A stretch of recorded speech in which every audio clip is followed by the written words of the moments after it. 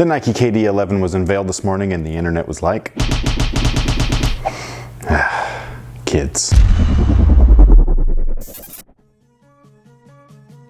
What's good, guys? This is Nightwing2303 from WearTesters.com. Today we have a first impression on the Nike KD11. Supposedly he's going to debut them tonight in Game 1 of the Western Conference Finals. It'll be interesting to see what colorway he wears, how he plays in them, if the shoe falls off or not. That's been known to happen with KD and his kicks. But we're not here to speculate. We're here to break down what the KD11 is going to offer, its tech specs, our thoughts on that, maybe some of your thoughts as well. So with that being said, let's go ahead and get right into it. Now, the first thing that you'll notice is that the upper itself is comprised of Flyknit. This is nothing new. We've seen this on the KD9s, we've seen this on the KD9 Elite, as well as on the KD10s. However, it looks like that they were able to kind of fine tune that Flyknit upper. It doesn't look like there's plastic or TPU threading within it. I really hope that there isn't. That was something that I did not like in the KD10, most notably in the toe box area. It made that section of the shoe just feel kind of disconnected from my foot while playing in it. So it looks like that the fit and everything has been streamlined and slimmed down. Hopefully it fits a lot closer to the foot, much like a Kobe model. And if that's true, I know that I'm down. I usually love the way that Kobe's fit. So if these fit similarly to those, then I'm gonna be a happy camper. Now, the traction is of a spiral pattern. I know it's a little difficult to see because there's some graphics in there, as well as a translucent outsole, but it kind of looks like it's been modified from the KD10 to the KD11.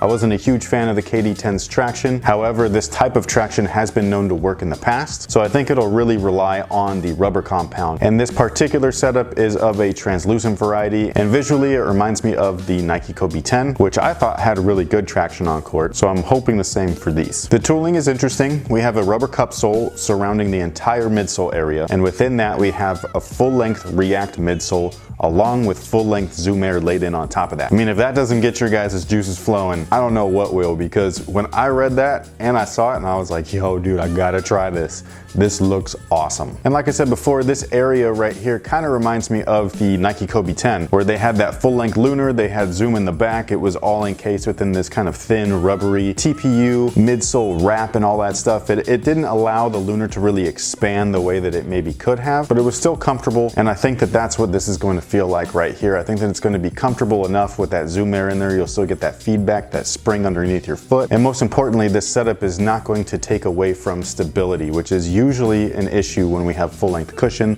that is on the softer side. Rumor has it that these guys are staying at the price point of $150. I'm not sure if that's 100% accurate or not. I've heard from somebody that is going to stay anonymous because I don't want to get them in trouble, but I've been told that they're going to stay at $150. At least that's what's been going around over at Nike headquarters. So we're just going to kind of take that as a rumor for now, but if they stay at $150, hats off to Nike. I think that that'd be awesome. So that pretty much takes care of it for the tech breakdown, as well as some of my initial thoughts. I think that these are going to play fantastic. At least they look like it, and then they sound like it on paper. So what we're going to do now is head over to WearTesters.com. We're going to read some of your guys' comments and thoughts. So let's go ahead and get right into it. And we are going to start off with S. Very intrigued by the cushioning setup. Also looks like Nike addressed two of the major issues I had with the 10s. They added outriggers for better lateral stability and reinforcement for better lateral containment. Really interested to see how these shoes perform. Aesthetically, they are not impressive. Looks like a takedown model. I am very much in agreement with you, S. I was not a huge fan of the KD10. I thought that the 9 was amazing. The KD10, for whatever reason, just didn't feel like a proper evolution of that shoe. Whereas these guys right here, while they don't use that full length kind of, max Zoom Air setup that we've seen on the past few models, it still feels like a natural progression or evolution of the KD line, which I really enjoy. Now, as far as your opinion on the aesthetics, that's obviously up to every person. One person might think they look great, while the next person might think that they're ugly. I'm pretty much along the same lines as you. I don't really think that they look like a takedown model, but at the same time, they look like everything else. Everything that is knitted kind of looks the same. Colorways are really what's going to make or break these shoes, especially when they have that one-piece knit upper. So I'm very curious to see what they're going to do with the shoe overall as far as colorways and storytelling. Jared Castillo says, looks very similar to a certain Adidas sneaker. Interested to see how React and full-length Zoom Air will react with one another. I've been seeing a lot of people comment about them looking like the Hardens, whether it be the Volume 1 or the Volume 2.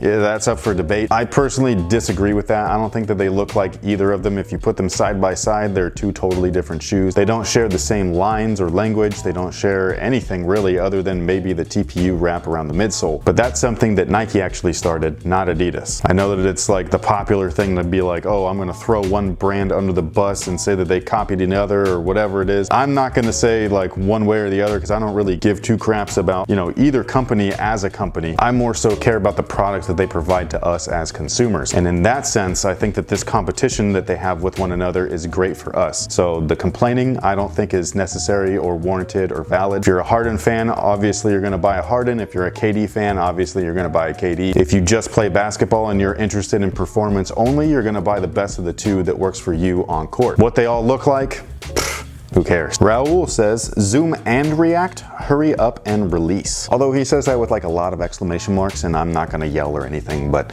you get the picture. I really hope they fit decently. I stopped hooping in the KD9s because of the seam, and I couldn't get very good lockdown in the 10 with that lacing system. That heel cup looks like it'll hold your foot in better. I've noticed that KD always comes out of his shoes. React and zoom together, that was my exact first thoughts as well. I was kind of like, what? Like, this is gonna be crazy. I also hope that it's not super mushy react like the runner stuff, but I also hope that it's not super firm react like something like the Hyper Dunk. I hope that it's a really nice balance between the two, because what this setup kind of reminds me of is the Nike LeBron 11, where they had the full-length lunar carrier with the full-length Zoom Air as well. Those were just a little bit too mushy to start. They definitely broke in really nicely and they felt better with every wear. But that first few games, man, I was like, yo, I feel like I'm just like sinking into these shoes. And we were talking about the fit earlier. KD always pops out of his sneakers, man. That dude's got like a super sleek or slender foot. I don't know if there's anything that could really prevent that from happening if somebody kind of steps on him and stuff like that, but we'll see. Remfly says, Nike KD Lunar Charge. That's kind of what I thought as well. I thought that they looked more along the lines of a Nike runner than they did like anything from Adidas. To me, they just don't look like an Adidas model. Adidas has a very specific design language across all of their sneakers, and this shoe right here just doesn't fit that mold. But it does fit Nike's runners and soccer shoes. They kind of look like the 360 as well, the Kobe AD NXT 360 or whatever. I don't know what people are nicknaming it, but they all kind of look similar. Richie says,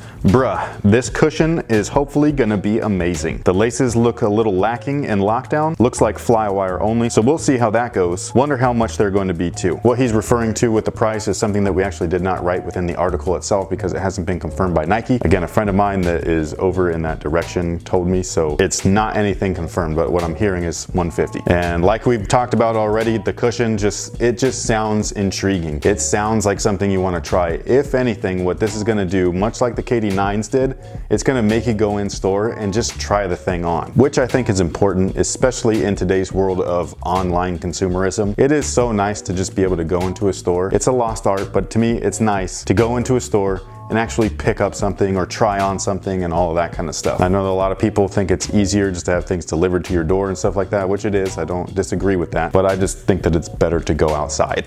I don't know. And that pretty much takes care of it for WearTesters readers' comments. That takes care of it for my comments. Now it's time for you guys to leave your comments down below in the comment section. What do you guys think about the Nike KD 11? Are you interested in trying out this React and full-length Zoom setup? Do you think the traction is going to work well on court? How do you think they're going to fit? Do they really look like the Hardens? I don't think so. Sound off your thoughts below in the comment section. We'd love to hear from you guys. Hit the thumbs up button if you like the video, subscribe if you haven't already, and we will catch you guys on the next one. So until next time, guys, have a good one.